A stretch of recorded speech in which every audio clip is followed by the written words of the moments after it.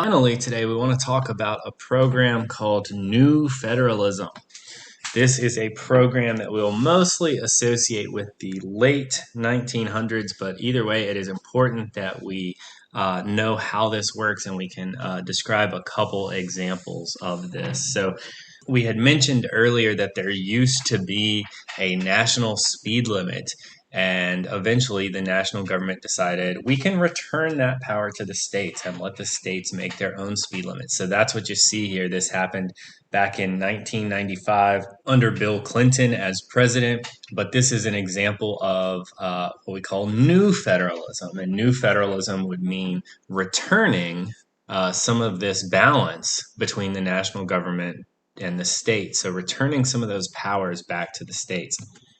Since the New Deal, from the New Deal to 1995, the Supreme Court sided with the national government in every single conflict of national government and state policy using the Commerce Clause.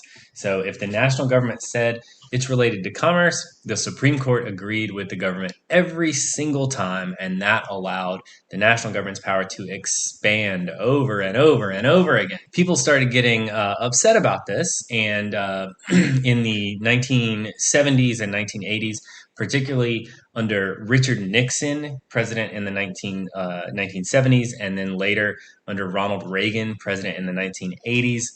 Both of these guys advocated for a lot less national government control. They advocated for a return of those powers that had been state powers, and they called this program New Federalism. They were using the term federalism very specifically to remind people that this government is made up of the national government and the states, and that the states have important roles on their own.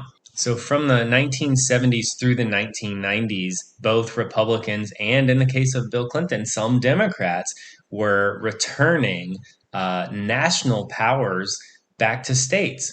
So taking some of the control that the national government had taken over state powers and returning those to state governments.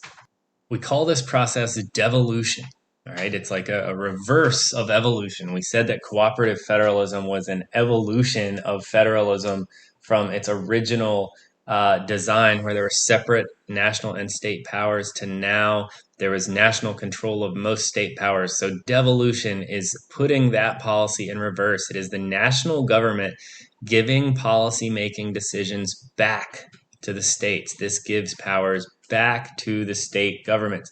Now, this makes some people happy if people want the states to be in control of things. It makes people happy if they want to reduce the size or the power of the national government. And it makes people happy because the local governments are best able to control their local situations and meet the needs of local people. All right, so examples of this that took place. The obvious one there, like I said, I always want to talk about speed limits. The national speed limit of 55 miles an hour was gotten rid of in 1995. So Congress decided that the states could set their own speed limits once again, and that allowed for small, densely populated states to keep very low speed limits, but big, wide open states with little population could have very high speed limits and meet those needs of their local citizens. There were also programs put in place to give lands that the federal government owned.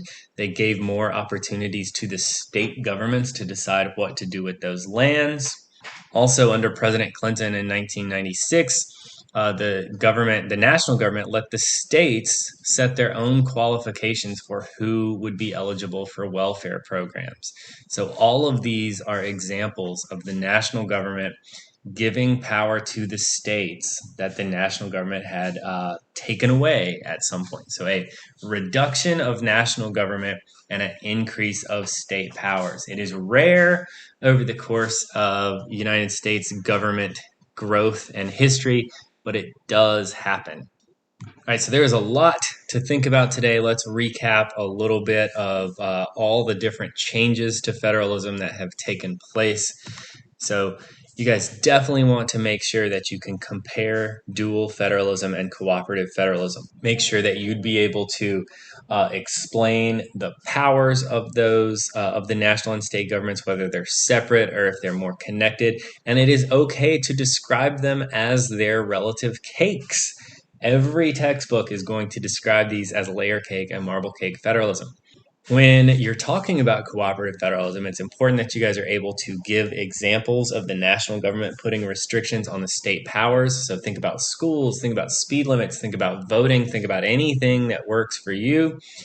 Make sure that you're able to explain what a mandate does. That's important. And make sure that you would be able to explain why the states would want block grants, but why the national government would want categorical grants. So you'd be able to explain those processes, meaning that you could tell me what both of the grants were, but also answer the question as to why the state or the national government would want to use those. And finally, thanks to new federalism programs, make sure that you could describe the process of devolution. So we had a lot going on today, a lot of different ideas about federalism to think about. And before we wrap up our unit, we're going to spend a little time talking about some real like modern day issues that deal with the national government and state government relationships.